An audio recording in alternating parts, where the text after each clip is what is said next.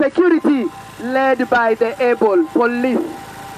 Yes, I teach in the police training college, by the way. Myself.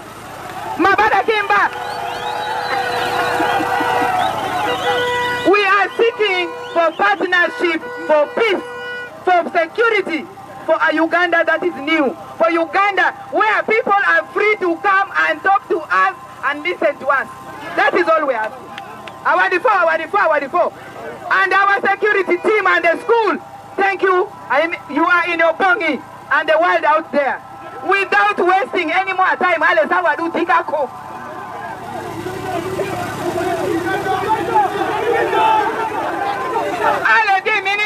I want to invite the able, the young, the dynamic, the courageous, the wise, the listener, the very fresh, honorable Robert Sentamu Kyagulanyi. The one and only. The one and only.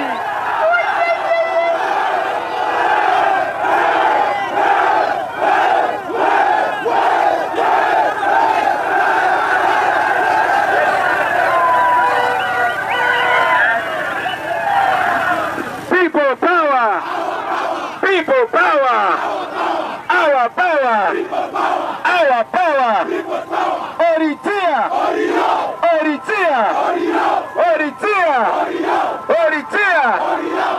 the people of Obongi, the elders of Obongi, the ladies, the women of Obongi, the ghetto people of Obongi.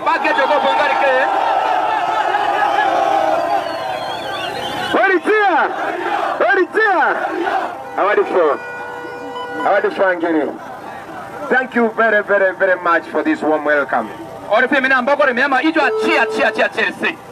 I know that very many people were intimidated not to come and listen to us.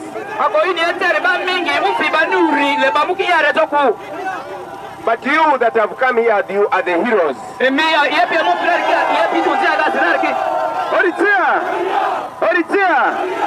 Thank you for being courageous. My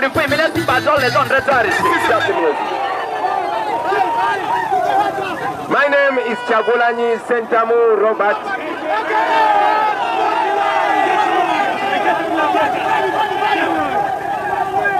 My other name is Obini.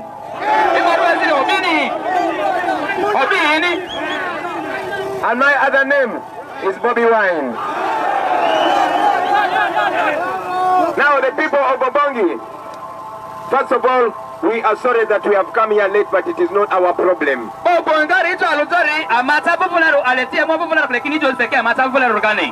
You also know the roads that come to Obongi. After 35 years of Museveni, I want you to tell me how many tarmac roads are in Obongi.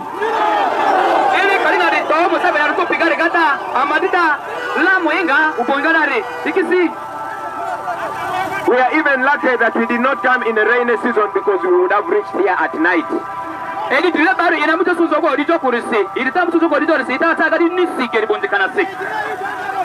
It is such a shame that after 35 years, the roads in Obongi are looking like this. I know that this district is one of the areas that house so many refugees. But even the local people, the nationals, the citizens of Uganda have not benefited as much as the refugees.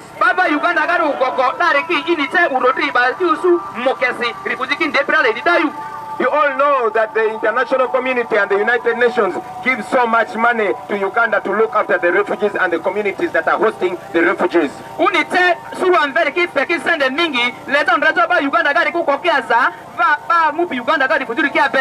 But even the refugees are living better than the citizens of Uganda.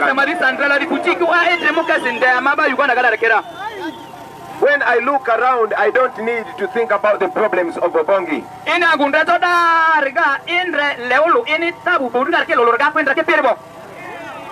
Everywhere I pass, I only saw one thing: poverty.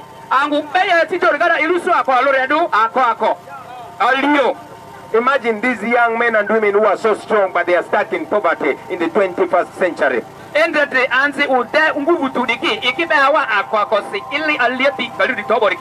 I know that there is no reasonable hospital or health center in this area.